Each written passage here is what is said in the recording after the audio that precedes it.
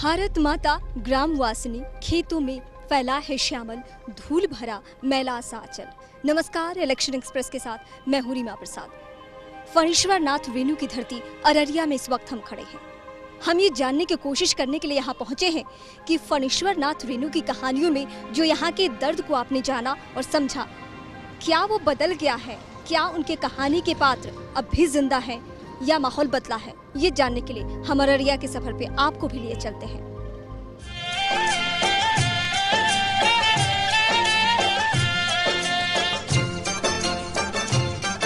ये रेणु गांव है जो किसी पहचान का मोहताज नहीं, लेकिन चौंकाने वाली बात ये है कि आज भी ये बिहार का मैला आंचल बन के रह गया है। तीसरी कसम तक की कहानी तो आपने सुनी थी, लेकिन रेणु ने विधानसभा चुनाव भी लड़ी थी, हार गए। उसके बाद चौथी कसम ये खाई कि वो कभी चुनाव नहीं लड़ेंगे। हालांकि उनकी बेटी भी राजनीति में है, वो भी विधायक है, और इस जगह की तस्वीर बिल्कुल वैसी ही है जैसी कि अमूमन दूसरे गांवों की होती है। एक सियासतदान के गांव और एक साहित्यकार के गांव के फर्क को आप तस्वीरों के जरिए महसूस कीजिए। हालांकि दोष हम किसको दें? उनके बेटे तो खुद राजनीति में है। शायद राजनीति को ही हमें दोष देना पड़ेगा, जहां पे लड़खड़ाते इरादे हैं, टूटते वादे हैं। चलिए इस गांव के कुछ और दर्द को हम आपको आगे दिखाते रहेंगे।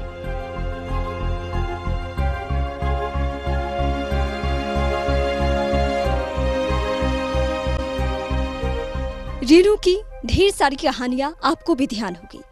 आइए हम आपको रूबरू करवाते हैं इस जगह से जहां पे रेणु ने बैठ के न जाने कितनी रचनाओं को रचा था। ये वो जगह है जहां पे रेणु बैठ के दुनिया के सामने यहाँ के दुख दर्द को रखते थे। लेकिन आज कहाँ कोई रेणु है कि सीमांचल के दर्द को दुनिया के सामने रखे। अब नहीं है कोई रेणु जो यहाँ के दर्द को बता सके कि वाकई क्या होना चाहिए था, क्या हुआ है। चलिए कुछ गांव के लोगों से इस गांव के दर्द को अब समझते हैं कि रेणु के नहीं रहने के बाद कितना बदला है ये गांव।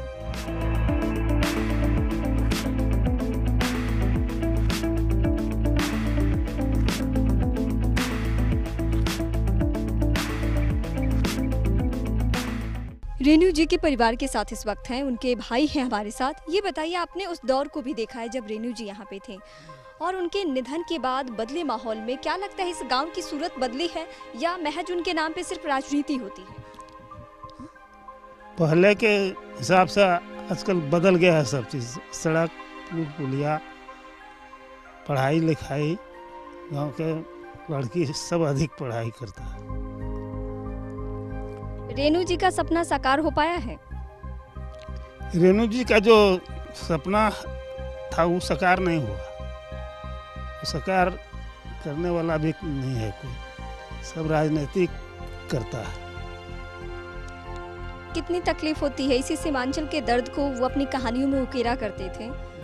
आज भी माहौल ज्यादा कुछ नहीं बदला है, कुछ बातें वैसी ही आपको देखने को मिलती थी जैसी उनकी कहानियों में आपने भी पढ़ी, हमने भी पढ़ी। देखिए और सुनिए। परिवेश वही है, कोई खास परिवर्तन नहीं है। लेकिन अब तो उनके बेटे ही विधायक है, फिर भी कुछ बदला नहीं है। विधायक तो राजनीति करते हैं, उसका जो लेखन में जो चरित्र थी, सामाजिक का तना बना, वो तो नहीं बदल सकते हैं। 100 बातों की एक जवाब कि लेखनी और राजनीति दोनों में बहुत फर्क है, और वही फर्क रेणु के गांव में भी आपको आने पे मिल जाएगा।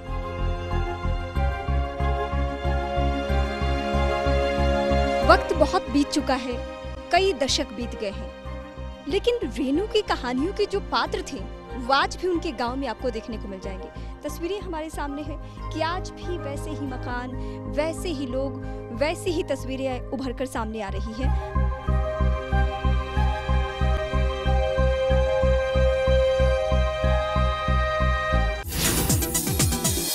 इस वक्त हम खड़े हैं अररिया विधानसभा क्षेत्र में। 25 साल के बने इस अररिया में समस्याएं तो बहुत है, और साथ ही साथ जो समीकरण बन रहे हैं, राजनीतिक समीकरण जो बन रहे हैं, वो भी बेहद दिलचस्प है यहाँ के लिए। तस्लीमुद्दीन का बागी तेवर, साथ ही साथ ओवैसी फैक्टर किस तरीके से काम कर रहा है, ये देखना बेहद दिलचस्प होगा।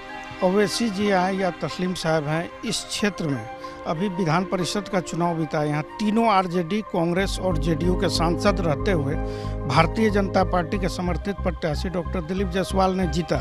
ये इशारा है कि विधानसभा चुनाव के अंदर वो पिछले चुनावों की बात हो गई, तब तक तस्लीमुद्दीन साहब ने भी बागी तेवर नहीं अपनाए थे और तब तक ओवैसी का भी एंट्री नहीं हुआ था, लेकिन अब माहौल बदल चुका है। चूँकि इन लोगों का वोट का बंटवारा और आपसी भीतरघात इतना है कि सीमांचल के अंदर भारतीय जनता पार्टी गठबंधन सबसे ज़्यादा सीटें जीतेंगे। जेडीयू के अंदर क्या कुछ चल रहा है? देखिए मैडम, दोनों चुनाव में बहुत ज़्यादा फर्क है। यहाँ जनता वोट करेगी, वहाँ प्रतिनिधि वोट करता था। उनका कोई बागी तेवर नहीं है। ये बीजेपी वाले बोल रहे हैं तो गलत बोल रहे हैं। कहीं से भी उनका कोई बागी तेवर नहीं है। ओवैसी का यहाँ पे आ जाना कितना बड़ा टक्कर। ओवैसी का यहाँ जो है कि कोई प्रभाव ही नहीं है, यहाँ गठबंधन का है। नहीं, तस्लीमुद्दीन साहब के बारे में जैसे बोल रहे हैं, उनका कोई तेवर नहीं है। अगर घर के अंदर में हम अपने नेता के साथ बैठ के अपनी दिल की बात अगर करते हैं, ये बागीपन नहीं है। तस्लीमुद्दीन साहब हमेशा सीमांचल में फैक्टर हैं और फैक्टर रहेंगे, और वो महागठबंधन के साथ हैं और साथ रहेंगे। मुझे तो लगता है कि यहाँ के 90% लोग उनका नाम भी नहीं जानते हैं, लेकिन किशनगंज इलाके में वो आए थे और तब से ये चर्चा चली है कि ओवैसी फैक्टर काम करेगा या नहीं करेगा। ये तो अभी कुछ कहना मुश्किल है कि ओवैसी फैक्टर किस हद तक कारगर होगा या क्या काम करेगा, लेकिन जहाँ तक तस्लीमुद्दीन की बात कही, वो तो यहाँ की राजनीति में है।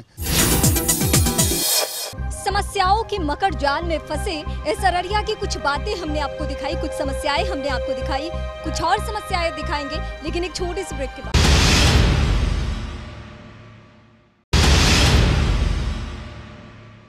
ब्रेक के बाद एक बार फिर से आप सभी का स्वागत है। चलिए आपको आगे लिए चलते हैं।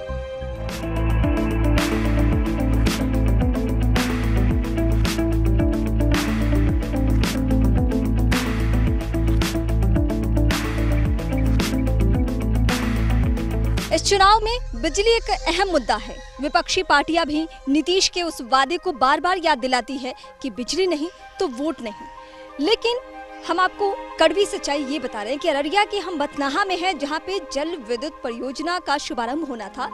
2013 में ही शुभारंभ होना था, लेकिन इतना वक्त गुजर गया, कुछ हुआ नहीं। ग्रामीण हमारे साथ है, जो उनसे हम बातचीत करते हैं कि वो क्या कह रहे हैं इस मसले पे।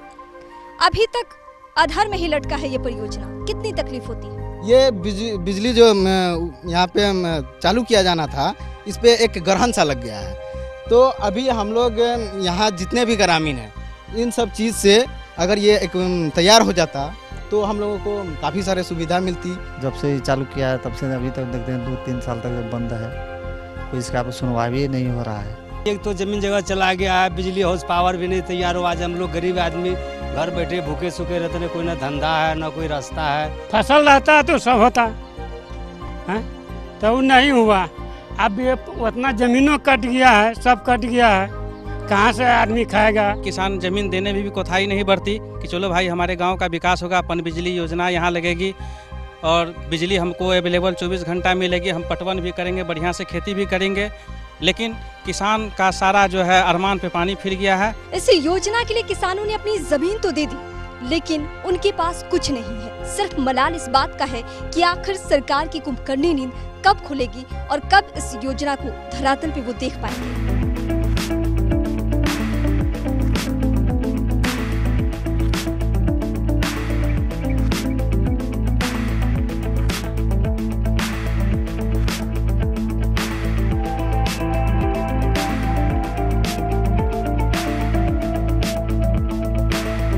अररिया का सफर करते करते हम आ पहुंचे हैं खुला बॉर्डर के पास, यानी ये भारत और नेपाल सीमा की बॉर्डर है। यहाँ के लोगों को बहुत परेशानियां होती हैं ओपन बॉर्डर होने की वजह से। अगर पीछे की बात हम आपको बताएं, दशकों पहले की बात, तो इंदिरा गांधी के हत्यारे की गिरफ्तारी भी इसी जगह से हुई थी, क्योंकि ये खुला बॉर्डर है। यहाँ के जो लोग हैं वो तस्करी की वजह से, नशाखुरानी की वजह से बेहद परेशान होते हैं। उनकी समस्या उन्हीं की जुबानी हम जानते हैं। छोटा सा रास्ता है, इसमें आदमी का आवागमन ज़्यादा है, इसीलिए आदमी को, आम जनता को परेशानी हो रही है। वही जाम उम लगता है गाड़ी घोड़ा का, उसी का परेशानी होता है। और छोटा मार्केट है और गाड़ी घोड़ा जो है रास्ता कम है, रोड का बगल बगल में दुकान सब खुला हुआ है, उसमें और जाम लगता है। परेशानियां तो आती है, लेकिन बेरोजगारी इतनी ज्यादा है कि लोग खुल के इस बात को रखना नहीं चाहते हैं। स्थानीय पत्रकार हमारे साथ हैं, उनसे हम जानते हैं कि क्या क्या दिक्कतें आती है सुरक्षा के लिहाज से, और साथ ही साथ जो परेशानियां हैं उस पर वो नजर डालेंगे। अररिया जिला एक ऐसा जिला है जहां नेपाल से लगा करीब 90 किलोमीटर जो क्षेत्र है वो पूरा ओपन है। इसमें कुछ जगहों पर तो आपको एसएसबी के जवान नज़र आ जाएंगे जो मुस्तैदी से रहते हैं, लेकिन कुछ ऐसे भी इलाके हैं जहां खुलेआम नेपाल से युवक युवतियां आती हैं, नशे का सेवन करते हैं और वापस पुनः नेपाल लौट जाते हैं, जिस पर पुलिस प्रशासन का सीधा तौर पे कहे तो कोई पकड़ नहीं। जो तस्करी का मसला है बहुत गंभीर मसला है। सुपारी की तस्करी अधिकांश मात्रा में होती है, जहां पर नेपाल और भारत के कई लोग इसमें लिप्त हैं और कुछ दिन पहले करीब 50 करोड़ की मूर्ति भी यहाँ पर पकड़ाई थी, जिसकी तस्करी नेपाल से साउथ इंडिया की जाने वाली थी। इंदिरा गांधी का जो हत्यारा था उसकी गिरफ्तारी यहीं से हुई थी। ऐसे में असामाजिक तत्व जो हैं उनका भी वर्चस्व यहाँ पे ज्यादा देखने को मिलता है। यहाँ पर जिले में, बिहार से सटे जिले में जो नेपाल से सटे इलाके हैं उसमें अपराधी क्राइम करते हैं और आसानी से नेपाल चले जाते हैं। तो ये यहाँ की गंभीर समस्या है। हालांकि लोग इस पे मुखर होकर बोलने के लिए तैयार नहीं हो रहे हैं। मसला ये है कि बेरोजगारी इतनी ज्यादा है कि ओपन बॉर्डर से उन्हें फायदा पहुंच रहा है, क्योंकि वो रोज साइकिल चलाकर भी नेपाल पहुंच जाते हैं और वहां रोजगार के साधन ढूंढते हैं। बिहार की राजनीति का एक अलग रंग और रूप आपको देखना हो तो सीमांचल आ जाइए। इस वक्त हम अररिया में हैं। बहुत ढूंढने से कुछ स्टूडेंट्स हमें मिले हैं जो कि यहाँ की राजनीति पे बताएंगे कि आखिर क्या कुछ हो रहा है, किस तरीके से यहाँ पे बदलाव इन्हें देखने को मिल रहा है और कितने बदलाव की उम्मीद है, क्योंकि सर पे चुनाव है। सबसे पहले मैं आपसे जानना चाहूंगी कि आप लोग वोट देते हैं, युवा हैं जिनको लुभाने की हर पार्टियां कोशिश करती है। जो राजनीति आजकल हो रही है, आपको लगता है कि सही राजनीति हो रही है? राजनीति पे कहना क्या है, बस स्टूडेंट को यूज किया जा रहा है आजकल। अभी हमारे नज़रों में तो सबसे ज़्यादा अभी देखा जा रहा है कि आरक्षण का मुद्दा बहुत ज़्यादा बुरा हो रहा है। ये आरक्षण के मुद्दे पे हम लोग जनरल कैटेगरी से आ रहे हैं, ठीक है, ग्रेजुएट हो चुके हैं, ITI कर चुके हैं, डिग्री हमारे पास बहुत कुछ है, लेकिन जनरल कैटेगरी में आने की वजह से हमारे पास अभी कोई नौकरी नहीं है, कुछ भी नहीं है। हमारे पास ऐसा कुछ है ही नहीं पढ़ने के लिए जो हम आगे स्कोप बढ़ सकें। बस इंस्टीट्यूट है जो आप सामने देख सकते हैं। इसके अलावा हमारे पास कोई गवर्नमेंट सेक्टर से कुछ भी फैसिलिटी, या अगर हम लोग चाहे पढ़ना तो भी ऐसा कुछ नहीं कर सकते, आगे नहीं बढ़ सकते। जो नया भी आता है हम लोग सोचते हैं कुछ नया आया है तो नए को दे, तो नए को देते हैं, वो भी वैसा ही रहते हैं। तो कुछ आगे या फिर कुछ सोचने के लिए कुछ करते नहीं है, बस ऐसे बोलते जाते ये करेंगे वो करेंगे, लेकिन कुछ करते नहीं है। कहाँ बदला है ये अररिया? वैसा ही तो है जैसा रेनू छोड़ गए थे। एक छोटे से ब्रेक के बाद नेताओं से इस सवालों का जवाब हम तलाशने की कोशिश करेंगे।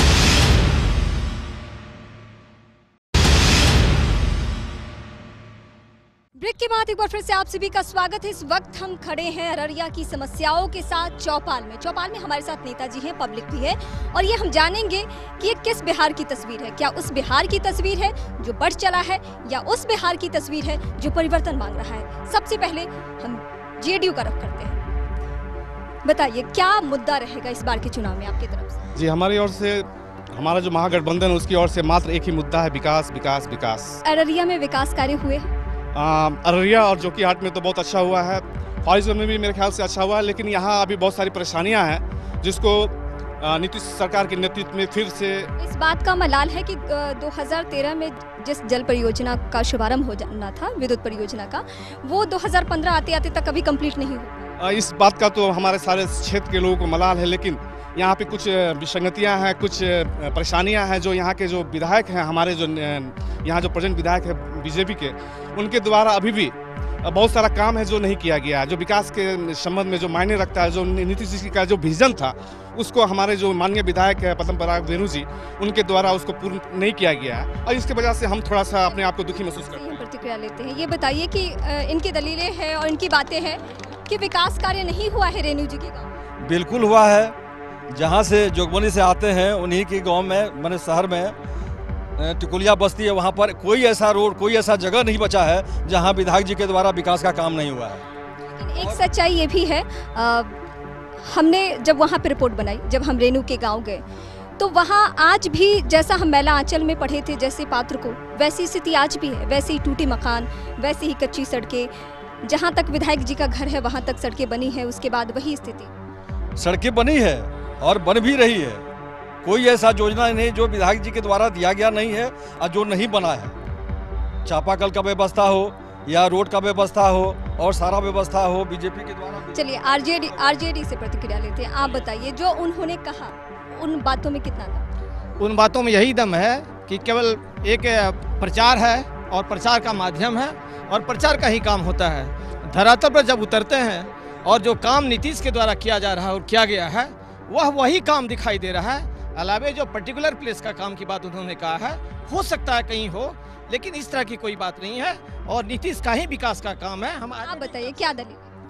हम क्या देखेंगे, हमारे जो विरोधी है वो जंगल राज कहते हैं। चूँकि लालू यादव ने माननीय हमारे जो है आरजेडी के अध्यक्ष, उन्होंने गरीबों गुरबों का मुंह में आवाज़ दिया है, जिसको बीजेपी वाला जंगल राज कहते हैं। आपको देखना चाहिए कि बिहार में जहाँ रोड नहीं थी वहाँ रोड हो गया है और तमाम विकास की गति आगे बढ़ रही है। इसलिए के विरोधी हड़बड़ा के और हमारे माननीय सीमांचल के जो गांधी हैं, क्या माना जाए कि डरी हुई है बीजेपी? जी डरी हुई है। चूँकि हमारे जो महागठबंधन है ये बहुत मजबूत है और हमारे खासकर सीमांचल में जो हमारे बीजेपी का हवा चला उसमें भी हमारे माननीय सीमांचल के गांधी तस्लीमुद्दीन साहब रिकॉर्ड वोट से जीते हैं और सीमांचल के उसके नेतृत्व में महागठबंधन काफ़ी मजबूत हुआ है और विरोधी काफ़ी हताश है। जो आरजेडी का कहना है, क्या वाकई महागठबंधन से आप लोग डरे हुए हैं? वो उनका भ्रामक स्थिति है। पूरे बिहार का जनता जो है मन बना लिया है कि एक ही छाप है, कमल छाप, उसको छोड़ करके कहीं भी नहीं चाहिए। वो कह रहे हैं कल तक जंगल राज के बारे में हम लोग बोलते थे, आज जिनको नेता मुलायम सिंह यादव को माने उन्हीं का प्रदेश अध्यक्ष आज रामचंद्र जी, वो भी जंगल राज बोल रहे हैं। ऐसा है मैडम, जिस जंगल राज की बात कर रहे हैं ये अपने पहले मध्य प्रदेश में देख ले, हरियाणा में देख ले। यानी कुल मिलाकर महागठबंधन से बीजेपी डरी हुई है? निश्चित रूप से बीजेपी अगर डरी नहीं रहती, इसका सबसे बड़ा प्रमाण है कि चुनाव से बहुत पहले से प्रधानमंत्री का दौरा शुरू हो गया। आज से पत्रकार है हमारे साथ, पत्रकार हैं, उनसे हम रुख लेते हैं। ये बताइए, जिस तरीके से पॉलिटिकल पार्टियां अपनी अपनी बातें रख रही है, ऐसा नहीं लगता कि विकास की बातें, अररिया के विकास की बातें गौण होती जा रही है इस बार के चुनाव में? देखिए मैडम, चुनाव का वक्त है अभी, तो मैं मानता हूं कि विकास चाहे किए हों या नहीं किए हों, विकास का मुद्दा तो फिलहाल कौन होगा। इसलिए कि चुनाव में सबके अपने वादे अपने नारे हैं, सब अपने अपनी बात को रख रहे हैं। अगर विकास हुआ भी कोई मानने को तैयार नहीं होंगे विरोधी, लेकिन सरजमीन पर क्या है ये तो आपको तब पता चलेगा जब आप शहर से बाहर जाएंगे। मैं आपको एक संस्मरण याद दिलाता हूँ कि जेपी ने अपनी किताब में लिखा है कि विकास का पैमाना क्या है। उसने अपनी किताब में लिखा है, अगर कोई विकसित प्रदेश का आकलन करना हो, विकास कैसे हो रहा है, तो आप शीशेबंद गाड़ी में निकलिए और देखिए, अगर गांव में बिजली है, गांव में सड़क है, स्कूल में बच्चे हैं, समझिए ये राज्य विकसित है। क्या क्या एकदम ये हमारे प्रेस वाले ने जो भी बोला है, हमारे पत्रकार बंधु ने जो भी बोला वो एकदम सत्य। नीतीश जी कहे थे जो मैं आज बिजली नहीं है, कई वादे किए गए लेकिन वादा पूरा नहीं हुआ, वादा एक भी पूरा नहीं हुआ। अभी नीतीश जी का वादा सब, नीतीश जी का जितने वादा है सब झूठे हैं और भारतीय जनता पार्टी का परिवर्तन होगा और भारतीय जनता पार्टी सभी सीट पर जीत के आएगी, अपनी सरकार बिहार में बनाएगी। विकास चाहिए। सीमांचल की जनसलाब तस्लीमुद्दीन के नेतृत्व में उभरा है और सीमांचल में महागठबंधन में विकास हुआ है। ठीक है। आप इस बार क्या जनता को क्या आश्वासन देंगे कि क्या होगा? इस बेर में जनता का जो बदहाली है, किसान का समस्या मुद्दबिंदु रहा है। इस भीड़ के जरिए आपने देखी कि यहाँ का नज़ारा क्या है और यहाँ क्या फैक्टर काम करता है। इसी के साथ फिलहाल इस कार्यक्रम में इतना ही। अगले दिन फिर मिलेंगे आपसे किसी और जिले में।